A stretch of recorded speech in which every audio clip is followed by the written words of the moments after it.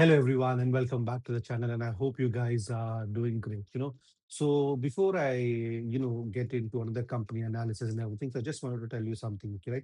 See the work that I do, the company analysis that I do, it's quite an interesting thing, right? Because sometimes you learn about completely new topics, something about new companies, new industries, new sector which you haven't explored before. So I was just working for one of my clients, right? And he's invested in one of this solar energy company. So I just wanted to research on his behalf to, to take further decision whether to hold, trim, or, sell the whole position. So I learned something completely new today. Obviously, it took quite some time for me to understand everything, but it was quite interesting. So I'll share my view on this company and the whole analysis.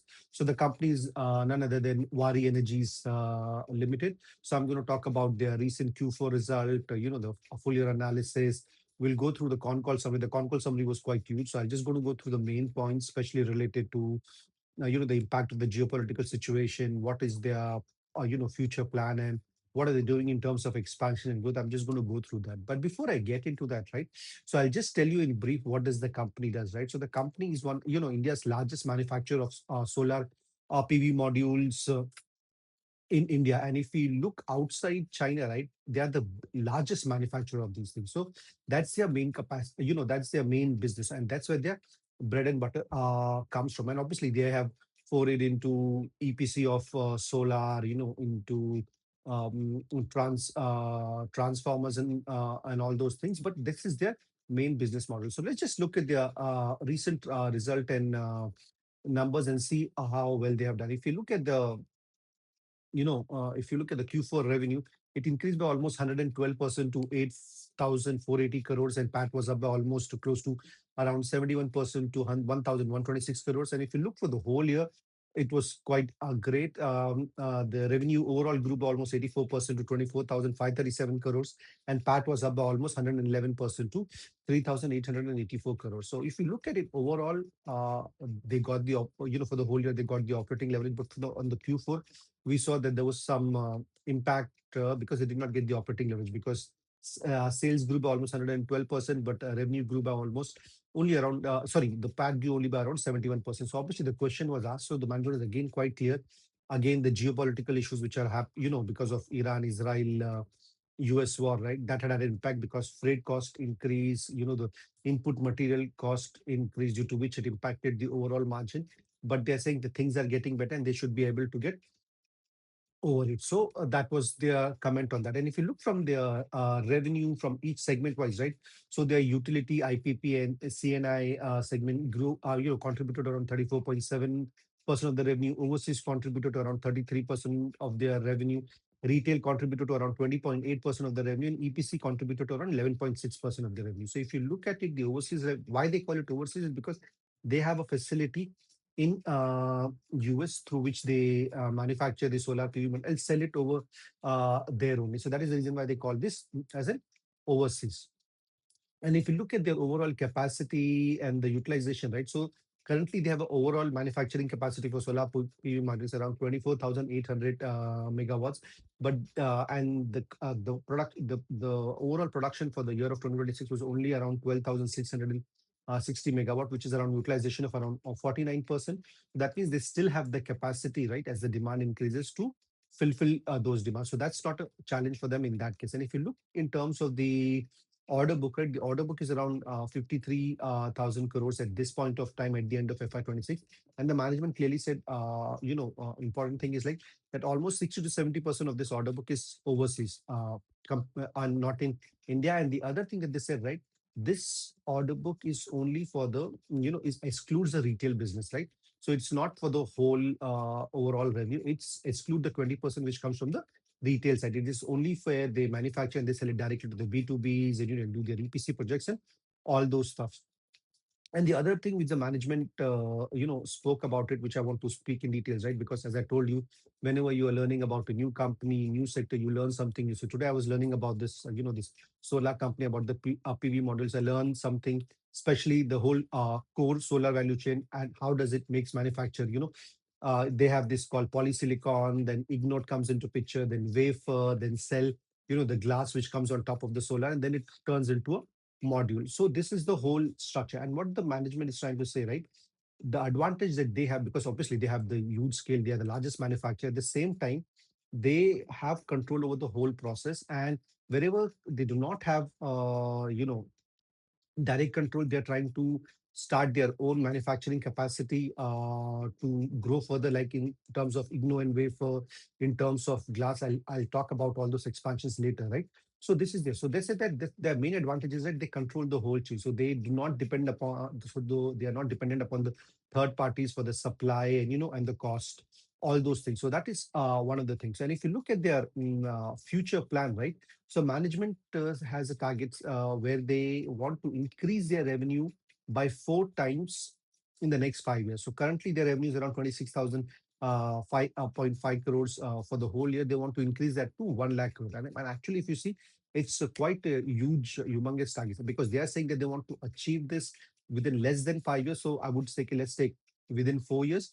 So the CAGR should be around between 40 to around 57%. And that is quite huge. And if they are able to do it, that would be great. So obviously, one thing is company promising that they want to, do all those things, because I recently gave you an example of Tembo Global Industry where they said they want to increase their revenue from current 1,000 to 20,000 crores. But when you look at their plan at this point of time, it doesn't make sense.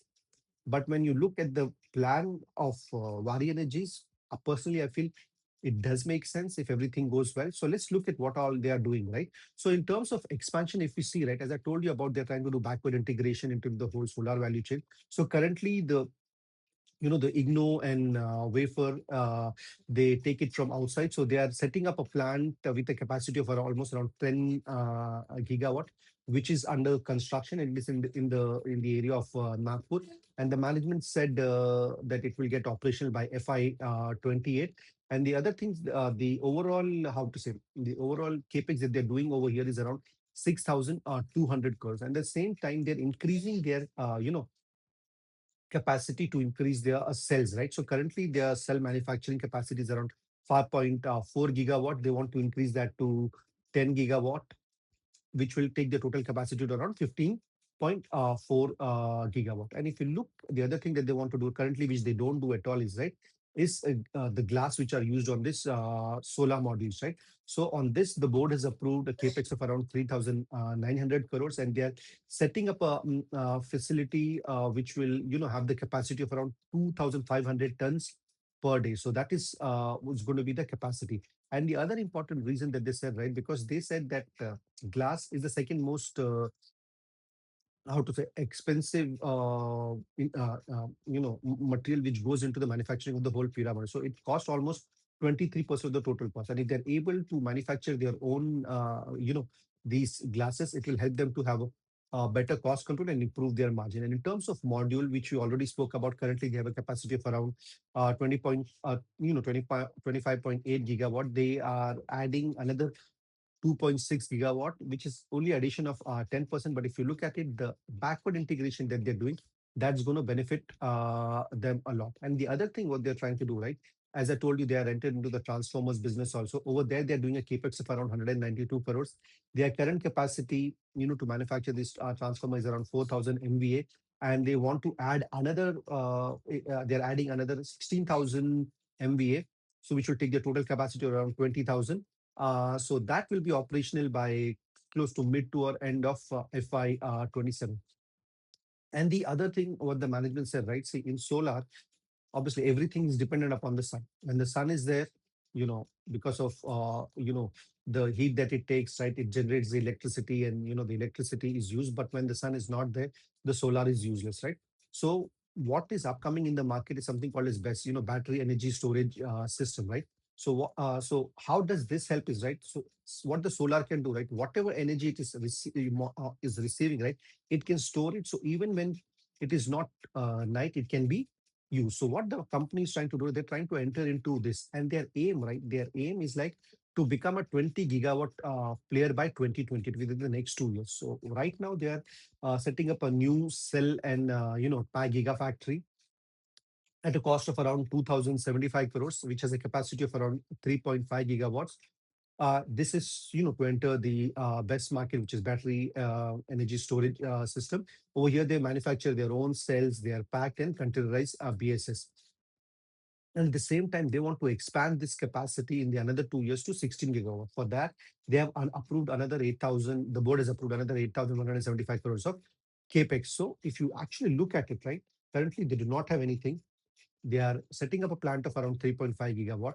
And in the next 2 years, they want to increase it to almost 16. That is almost like increasing the capacity by almost 4.7 times. So let's see how does this go. And the other thing what they are trying to do is completely right. They're entering into this hydrogen business, which is, another source of renewable energy. So over here, what they have done, right? They have done a tie up for technology for these electrolyzers, which are used, to in this process. So they're setting up a plant in Valsad, Gujarat, with the current capacity of 1 gigawatt. So the setup should happen by end of 27. And then over here, the cost is around 675 crores. And at the same time, they're getting a PLI awarded from the government for electrolyzer, which is around 440 crores, and for green H2 for around 510 crores. So that is the whole expansion that you're going on. So if you look at the journey of the company, right, they started with solar, and now what they're trying to do, right, they want to capture the whole renewable energy system. Not they just don't want to be in solar. They want to do the backward integration. But at the same time, they want to get into this battery energy storage system so that whatever the energy is currently getting wasted keeps getting stored, and they can be a part of that market also. And at the same time, they're entering into this hydrogen business also. So their plan is quite ambitious, and at the same time, they have a quite clear plan, because I have told you what all the capacities are coming and what is not coming up, right? So all we have to do is just track and see, and if they're able to execute. If they're able to execute it, right, they'll definitely be able to achieve their target in the coming years if everything goes well, right? So I'll definitely keep a track on the business. Personally, for me, I've earlier before this company, I've never tracked the solar business at all. For me, it's a bit quite complicated, and how to say, doesn't make much. For me, it is more difficult to understand. But obviously, anyone who knows it, who understands the in and out with every detail, you know, for them it's a good company to study and to see whether they want to invest in it or not. Because personally, I prefer very simpler models where the number of, how to say, in the ingredients in that business is quite less compared to such companies. But that doesn't mean that these companies or these sectors are bad. Anyone who understands it, it's good for them. But personally, I generally would stay out of it, because I don't it doesn't make much of that sense to me. If anyone who can understand it well, who knows how everything works, that becomes important. So I'll tell you why I do this, right? Because see, if we do not understand the business model of the company completely in and out, right, then it becomes difficult when things go wrong to pinpoint where are things going wrong, and whether is it something structurally wrong, or is it one off, whether should I hold the position, whether should I trim the position, whether should I sell my position completely, we don't know, right? So that is the reason why I keep it like that. But obviously, so that goes for anyone. I don't understand the chemical sector at all, so I don't even touch it. But who can understand it, you know, I encourage them to study and to learn, and go ahead with it. So yeah, that's all the analysis and all the gyan for today. If you guys like this video, please do hit like and subscribe to my channel. Thank you, and God bless you.